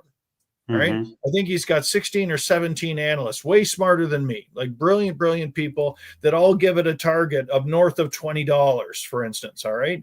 They have the greatest technical access that you could ever have to everything. Right. I had Benoit came with me to the Tim Hortons Children's Foundation golf tournament last week. He donated a gold coin. We sold tickets on it. And you know what interested people? What created the big pile of people around him? Was when he said, we're working a mine that the Romans had 2,000 years ago. The story. That story. Guys, the story. Isn't that the coolest freaking thing? Yeah. like, yeah, Chris, I guess on Baron, that. you missed a little dashboard. Yeah. So okay, so one of the things that what me and Umar do, Just jump off anytime you need to, yeah, and just say bye to everyone when you need to go. Yeah, no one. So Go on. obviously, me and Umar and the team can't help but get our hands dirty with some coding, right? Everybody's vibe coding now, but me and Umar have been coding websites for much longer than AI was a thing. But then what we ended up doing, just for the lead up of this, it was like we started just looking at certain juniors, 43101s, and the investor deck, and we're like, okay, what if we actually ripped all the data from this that is publicly available, that is compliance check, and what if we actually made it interactive so that you have a data room which after an NDA you sign, if you're an institutional investor, then you get access to. But what about us? What if we just wanted to just understand the data? So we extracted all the raw data, and then I think this should work. But essentially what we ended up creating, a lot of this is very placeholder. Most of it might be incorrect. We made it quick, but the intention here was that, depending on your mining literacy, right, you can just click novice, and a lot of this is once again placeholder. It would actually tell you. Share the screen if you're trying to share. Oh, have I not shared it? Oh, my bad. 2 seconds. Sorry, you were going through it. I just realized you weren't sharing. Hold on. What was I not sharing at all? No, you were sharing your browser history for some strange reason. Yeah. Right. Please share it. Go for sure. So that would be here it is. There we go. Yeah, so what we ended up doing was essentially extracting the raw data. Can you see it now? Yeah. Zoom in a little bit so everyone can see. That is as zoomed as possible. Oh, you want to zoom into the text? Okay, yeah. So what we ended up doing was essentially extracting all that raw data and throwing it into an interactive dashboard, and things like being able to depending on your literacy, if you're advanced, you don't need any tooltips that tell you what that specifically means. But if you're a novice, you can kind of look at this information and it will start telling you, what does it mean? And, once again, you compare this to going for a PDF 43101 or a investor deck that's geared. Imagine that just on your website and you just clicking, I don't know what this means. You click a button, it's for the novice. It'll explain every little bit of like, hey, this is what this means. This is what a lot of people kind of lack when they go onto things, and this is what scares people off websites because they don't know. If they had things like this, it would make it a lot easier. Exactly, and that's what we're here to do: make everything easier, so make it interactive. Yeah. So yeah, sure. We can help turn PDFs into interactive dashboards that are publicly available. Love it. It's just about educating the people, right? And you know what? Most of the open-minded, like CEOs and that are out there, they know that they need to do this. The problem is they get hit 50 times a day on stupid shit. But this is very valuable. Like I think what you're doing with Altamira is wild, and I love the story of that one. Because I don't think it's a coincidence in the slightest. You got 7 or 8 senior people that all worked at BHP for 20, 30, or 40 years, all end up in the jungle at the same time in the same spot. That is not a coincidence. My guess is BHP was looking at that project for 20 or 30 years for themselves. And these guys were smart enough to say, hey, remember that project we looked at in 92? I still know where it is. Yeah. Sean has his conspiracies, but no way, man. No. That's no conspiracy. Listen, that's how it goes. That's how it goes. When I used to work in, I used to work in property, and everyone used to take their little book with them, and that's it. Just take your book with you. Oh yeah. You take your book with you with all your little trade secrets, and then you just move on. That's what that could be one of them. And without saying the name of the company, there was another CEO that I really love and respect. He was hired by a faraway country. And, and they said, hey, we want to identify all of our mineral properties. It could potentially be a mine, blah, blah, blah, blah, blah. Name your cliche, right? And he was there for like 10 freaking years helping the country. At the end of the 10-year mark, he said, hey, guys, Do you mind if I have this little spot right over Yeah, here that yeah. nobody else is? It's probably nothing. Yeah. Yeah, then and it was turns out probably to be something. And they're pouring their Some- first gold next month. That's what it Those is. are the stories, guys. Like those are Yeah. the stories. And that's what people want. If you have a story and community, it's not pump and dumping. It's No. people getting behind a common goal and they'll do wonderful stuff with it. Yeah, that's what it's about. That's what it's about. Yep. Guys, Yeah. it's an hour and a half. That's it for me. That's all That's right, it for sure. me. All right. Yeah, you two jump off. Me and Aaron stay on for a little bit longer and then wrap it up. That's been a Nice. pleasure, lads. Thank you so much, Chris. Buddy, I'm honored. I'll see you next week if you'll have me back. Oh, All right. this And thanks, we- Elizabeth. All right. Sean, we- you're Yeah, the, that's good. Sean, you're the people's champ, so you will be back. Well, You I'm already know honored. that. Right. And look, Drink I'm stop. getting people giving me hats now to put on the show. Yeah. Oh, sponsorships coming soon. It's going off. All right, folks. Thank you guys. Thank you Cheers. very Have much. a great one. Cheers. See you later, guys. Thank you so much, Chris. Cheers. All right, just me and you now, champ. That was fun. Interesting stuff. Good Where we going comment tomorrow? in the chat. Elizabeth and Hayden always coming through with knowledge. We love that. I've got Sabir there. Couldn't agree more. The big champ himself. It's been a good one. What should we dive into now? What do you reckon? It's a good question. You know, we've had a lot of mining chat. What else has happened recently? Tell you what happened recently. Let me see what's happened in the news this week. Let's have a little look. Let's have a little pre. Let's have a look. I've got a lot of stuff on X. So if you're not bored yet, stay tuned. We'll probably be going Stay for another 25 minutes to half an hour. You know, trying to get used to this streamathon. It's a witching hour right now. I ain't got anything to do. I'm Why? why? Huh? You what? Yeah, same. All right, hungry. look. If you're still, are you hungry? Yeah, I'm hungry as well. I'm on like a, I thought, let me have a fast, and then that fast turned into a full day fast. I'm All hungry right. for knowledge. Hungry for knowledge. So look, I'm gonna put this in the chat as well. Boom, boom, boom, boom. All right, this is an interesting thing, right? This is some interesting news I saw. I've just popped in the chat. Breaking news. So Poland's central bank governor plans to propose an increase of the target for gold as a percentage of reserves to 30% from 20%. It's starting to add up. Boom. So look, it shows that central banks are now looking to add more gold to their vaults, and that is because we're in a stage where inflation's absolutely nuts. If you go down to your local superstore, I just popped into Sainsbury earlier on, and I spent like £80 on like 2 bags, which back in about three years ago would have been about £40. And we got Ibra St. Varron's gains. Aaron's games. So what else have we got? I'm just going to go through it. Varron, you keep the chat going. I'm going to find some good news here.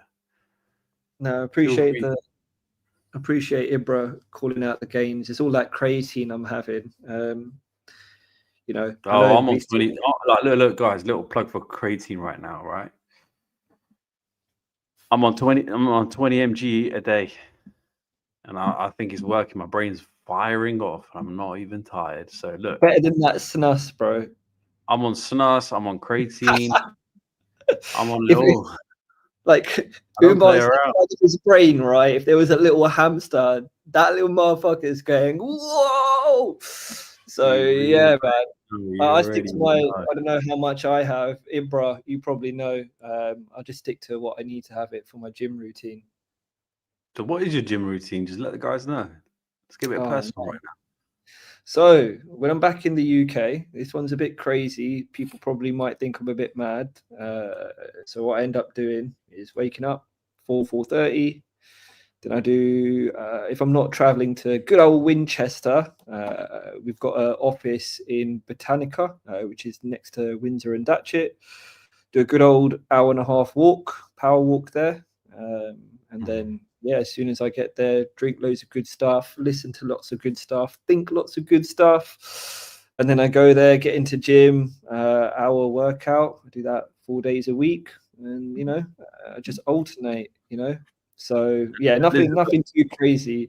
I think once I get my abs back and I start, looking like, I don't know, what's his name, Jason Statham or Jude Gillinghall, whatever his name is, something like that. Then I'll give you guys my workout plan, but it ain't there yet. Right now, I still love my carbs. I ain't gonna lie. Right now, being on holiday, those morning buffets, the morning custard buffets pastries get me. No way. I love morning pastries.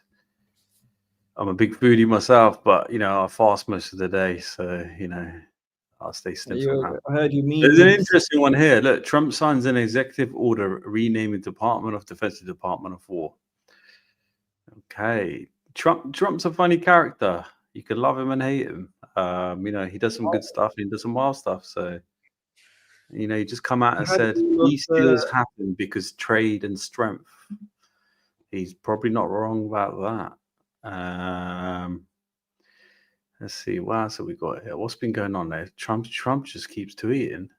No, Trump's been busy. I think he had OpenAI, Google, Alphabet. Alphabet's like the sister company of Google. They were all meeting him this week, and basically kissing. Basically, they all bent the knee. They bent the knee, kissed the ring. He's the double champ. He's the double champ right now. Who, Mr. Trump?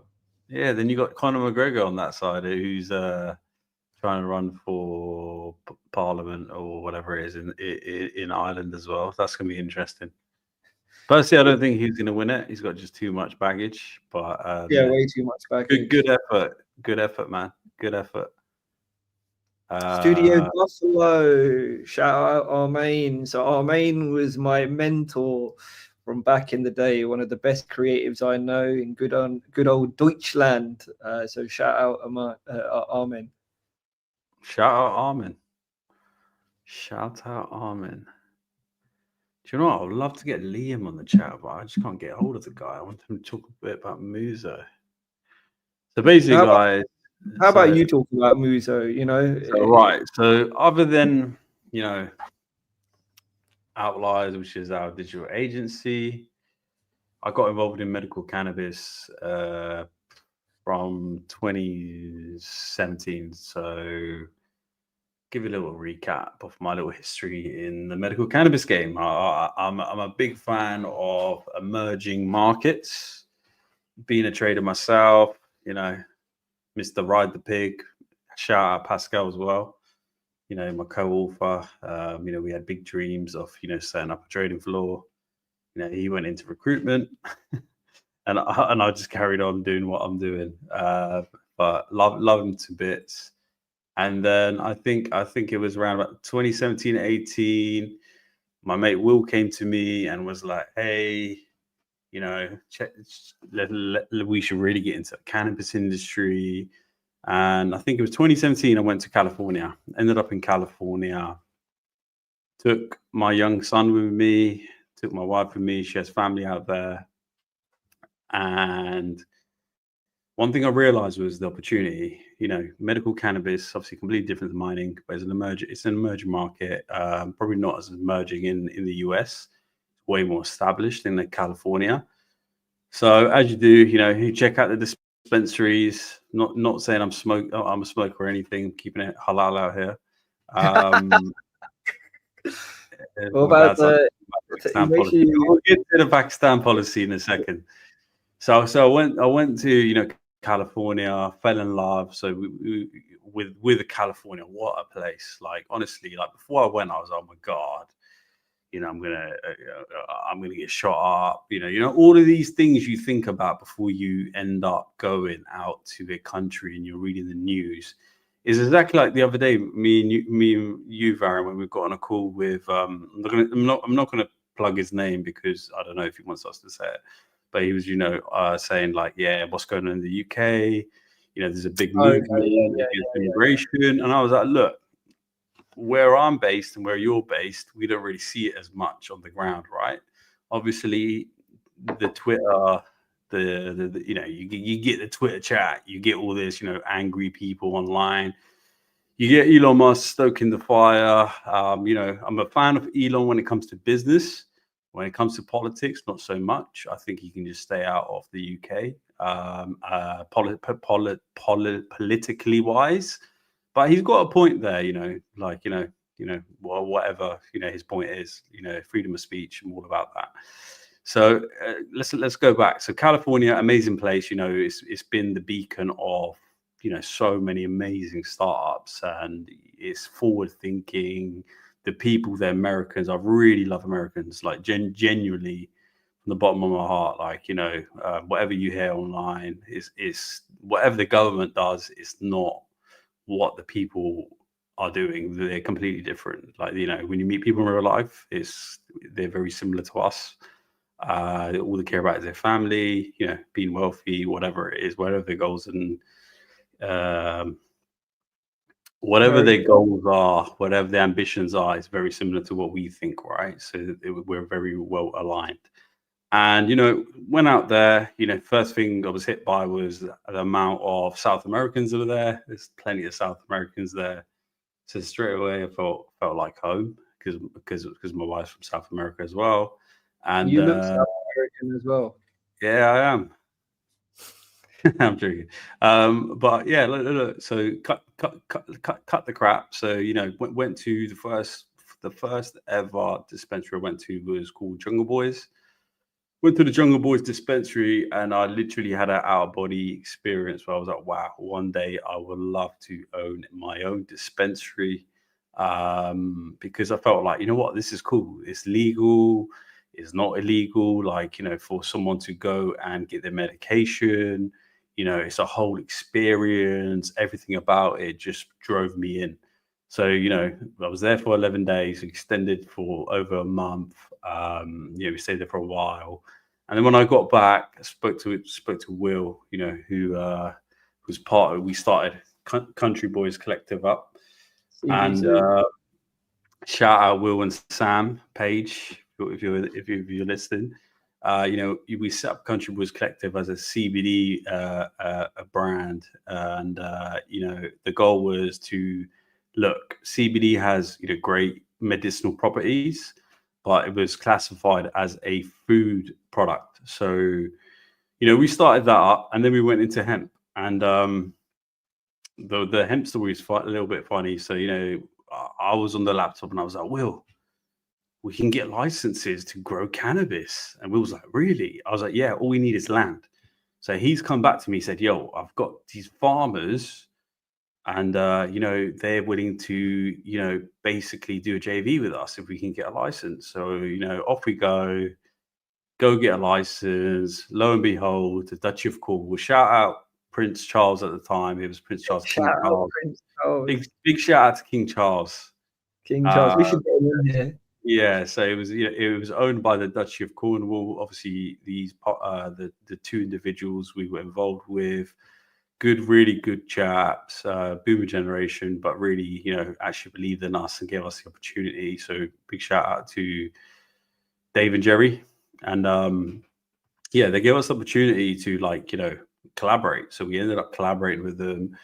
Set up a first, you know, we got the hemp license from the Home Office, which was surprising because it's an agricultural crop. But obviously, you know, some people get hemp licenses and start growing cannabis, which is illegal. And the goal was always to, you know, turn it into a cultivation facility. But what we realized was, like, you know, we need 30 million to even get this off the ground, and, you know, that wasn't realistic at the time. So throughout the journey, it was like, you know, we did 3 crops. We grew, like, you know, hundreds of acres of hemp, like, you know, and we were just selling the hemp seed and the stalk and trying to build a market. And, you know, hemp has great properties. Like, you know, you can make clothes out of it. It uses way less water than cotton if you're using it for materials. You know, either seeds, you know, that can be used for hemp oil. You can use it for fishing. There's so many different ways to use the hemp crop. It's a very versatile crop. And look, Hampshire, hemp is, German for hemp. So, we British Army, we've used hemp for the sails, like the sails of, the Great British Navy were all made out of hemp, if I'm correct. And, so there was a great story behind it. And then we even had a really good relationship with the Duchy of Cornwall. We had a partnership around carbon sequestration. At the time, I think Prince Charles was, working with the World Economic Forum. And, there was a big push on carbon. And hemp was, is known to sequester a lot of carbon out of the atmosphere.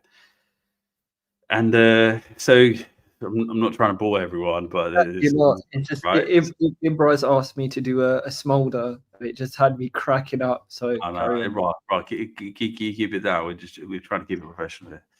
But anyways, so from that I got an opportunity through a secondary company to consult, and I ended up in Pakistan.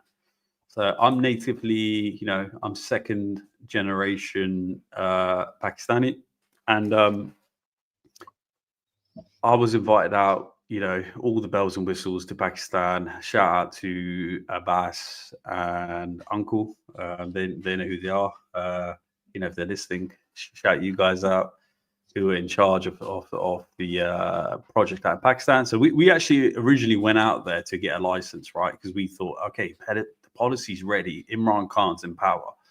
Why don't we, start cultivating hemp, start with hemp, and then just start going cannabis for export? It's great for the economy. Pakistan's not doing too great at that time. But, we've got a really good forward thinking leader, Imran Khan, which I'm a huge fan of, great guy. Unfortunately, he's locked up right now for, some false charges. That's what I believe in. And, we went out there, we met up with, a lot of the ministers out there. And what happened was we ended up in a situation where we were sitting down opposite them and we were like, hey, so sorry, what's it? This convo fulfilling your live description, the most laid back way rap. Yeah, Hayden. We're just freestyling right now. So I got out to Pakistan. I realized they didn't even have a policy. Typical. What's a nice way to work? Typical third world country. Like, come out here. We've got, all these licenses, and then we came back empty-handed, right? And what happened was I get a call from Abbas saying, hey, look, right. So Abbas is one of my partners in South Asian Hemp Co. And I got a call and they said, hey, can you write a policy? I was like, well, I've done dissertations before. I'll give it a shot. I'll give it a shot. So that's what really happened. I literally gave it a shot. Ended up, really working closely with the government.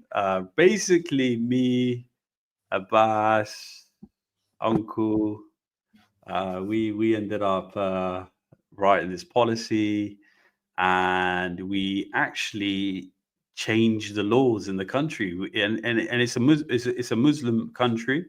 So trying to push hemp and cannabis through a country that is very against marijuana was a huge achievement for myself and the team. I couldn't do it without the team, and it actually legalized in 2024. So that's how that started, right? Sorry, you might as well throw the link in the chat as well. For what the actual policy? Yeah. You find it. I'm in my flow right now. You find it. Check in the chat.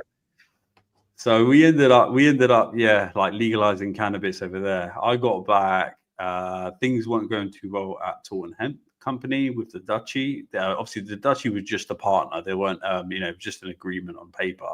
They weren't like officially, I'd say, involved on the ground. It was more internally. We just didn't see the vision just wasn't aligned. So I left that. I set up Muso Health, which is a medical cannabis company to help patients access medical cannabis in the UK.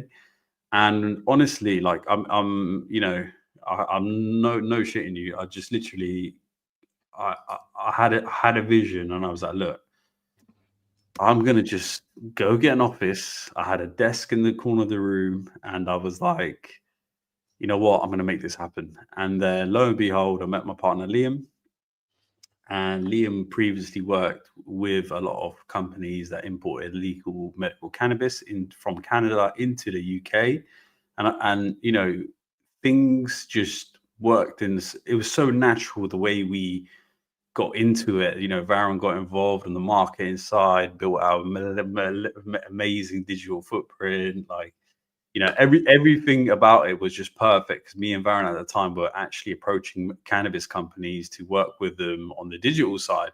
But then Leon comes along and throws a spanner in the work, and he's like, you know what, we should just do this. And then, you know, lo and behold, we end up, you know, creating Muso Health, and we've got 3 products in the market at the moment that are doing, I'd say, well. You know, I spent a lot of time in Canada. Me and Varen went to Canada first time together. We found it amazing, great people, great environment. It was great, beautiful. We were looking for the mooses and, you know, all the bears and stuff, and you know, we couldn't find any. We were a bit pissed, I can't lie. We were just like, well, where's all the wildlife? There's no animals there. Alive. Yeah, so you know, we ended up partnering with JR Strain, part of Dykar Pharmaceuticals, who was our partner, and you know, the rest is history, really. Now we're an official brand in the market. We've got, like, you know, 3 cultivars at the moment, and you know, our whole goal from the get-go was like, hey, it's a lot of trash in the market. Liam being a medical cannabis patient, and Varen, if you don't mind me saying, you're also a patient, but you don't use a lot, right? So, you know, the guys were always saying like, hey, this stuff is not working for my issues. So we ended up come to Alaska for that. All right, Elizabeth. All right, we'll be there soon. And so yeah, so obviously, me going from California once, I ended up going there 6 times. Put it that way. That's how much I loved California. Liam, plenty of trips to Canada. So we were always in search for quality. That's all we were caring about, was quality. So if we can give our patients quality, that's what we want to do. Because whatever we do, we want to do it at the highest level, whether it's, you know, helping companies or helping our own company. It's like we want high quality, whatever it is, medical cannabis, or if it's, you know, digitally, we want to be leaders in what we do. And yeah, like, you know, we've got 3 products in the market. The Reddit reviews are going crazy right now for the product, and I love it. So thank you, Megan, for your message. And yeah, let's wrap it up there on the cannabis side. What are you thinking, Varen? Oh yeah, no, I'm ready to wrap it up. If I'm honest, Are you? I thought we did another 3 hours. We can do another 3 hours, but how about we go get some food and then come back? No. But look, guys, I appreciate all the support, the love. You know, everyone who, you know, this is our first live. So, no, second live actually. We were live last week, and we want to bring different types of content. We want to bring on different types of guests. You know, we want to take this further than just, hey, look, this is just a little live. You know, we've got loads of great CEOs in the mining industry ready, but not just mining. I want to talk to interesting people all over the space, whether it's mining, cannabis, whether it's, you know, tech. Varen's the same. We just want to talk to interesting people. JJ, I love you, brother. Yeah, you should have invited me to your wedding. Big yourself up, JJ, and I hope you have an amazing wedding. I love you so much. But look, honestly, support everyone, you know, just tuning in. You know, it's been a lot of friends and family and a lot of people who have joined the live from the LinkedIn network. And I'm sure the audience is going to keep on growing. But honestly, guys, really appreciate you guys tuning in, and I hope we can have more. Oh, we're gonna Baron, have. how do you want to wrap it up? Go on, say your No, little end. I think you said it like perfectly put. You know, we've called ourselves outliers, whether it's under the guise of the agency or Muso, right? Like we're just people that are, you know, always been in the peripheral. We're many zig, we've zagged. We've not done anything in our life conventional, personally or professionally. And you know, we just want to talk to a lot of other similar, like-minded individuals, give them a platform. Even today, you know, who would have ever thought someone like Sean, Chris, you know, Chris is not even involved in Chris as well, yeah. Yeah, Right. you know, Look, guys, I'll be honest with you, Chris. If you're looking for a good night out and you're looking to meet some celebrities or you're looking to get plugged into the London scene, he's your guy. yeah. If you're out there Chris trying has to, opened so many doors. I've been in meals with Rudimental, to name a few, like few big heads. You know, Kano. The UK guys know that. You know, like he's even got my brand in front of gigs. So big up Chris, and he's gonna be a big part of Muso. You know, he's an amazing character. Like we're all diverse from different backgrounds. We're all just trying to, you know, make a change. And look, mining's where we're at with Outliers. We're also in medical cannabis, but that's it. And you know, we're just entrepreneurs at the end of the day, and we're just trying to have some fun, trying to bring some new energy to the space. And I hope you guys have enjoyed the chat. And look, Hayden, maybe you're on the next one because you know you've been so engaged. Hayden and Elizabeth, JJ, you can jump on. You know, anyone. Ibra, if you've got the nuts for it, you can jump on. Look, honestly, like everyone, like appreciate you. Also, guys, like you know, we're not, you know, me and Uma are not looking at it from a perspective that we're influencers now with our 11 live watchers. What 11 live watchers is amazing for us. Look, we appreciate it. Look, last week, honestly, we had about 44 live viewers, and they were engaged throughout the whole chat. I mean, like that was really good. So look, this is just the start of it. And hey, Liam, there you are. I was trying to get you on the call, mate. Liam, go on, Liam. Next one, you're on, mate. That's it. You're on the. Actually, we've got a call on Monday, Liam. So you know, be ready for that one. You're not missing that one. So we've got a call to just talk about a bit about Muso. So we'll do that. Look, Varen's one step ahead. You know, he's an hour ahead. He's enjoying Parma with his family. Varen, have a lovely time out there. No, and that's the end of the show, guys. And I appreciate every single one of you for joining and tuning in. And look, fire us DM, you know, whatever. Yeah, anything, any topics that you want us to talk about. Eventually, we'll get to this stage. We'll be like, tell us some guests that you want, you know. Hayden's on the next one, man. I just love the questions he asked. I know, Varen, you've already connected with him. Hayden, you're on the next one. 100%. And we get Liam on there to give us a little bit of his patient journey. So we're going to mix it up. It's like mining meets cannabis might be the next one. It'll be like, maybe we can add, you know, maybe we can get these plots of lands where we can grow cannabis and we can also mine it at the same time. That might be the new business venture. Let's go. Let's get Jim on that as well. Robotic mining. Yeah, for sure, guys. Farming. Cool, guys. Thank you so much. Have a lovely Friday, guys, and a good weekend. We'll catch you next week. And also shout out to Steel Bangles for letting us use his royalty-free intro. Did he let us, or do we just use it? No, so that one wasn't his one, but we'll use it on the next one. We'll get Bangles on one as well. We'll get Bangles on one. He owes me one anyway. We have to give V a big shout out for everything that he's always Big Brother V. Big Brother V. I hope you're listening, V. We're bigging you up big time. All right. Yeah, all right, peace out, everyone. Love, right, and enjoy your weekend. All right, see you guys.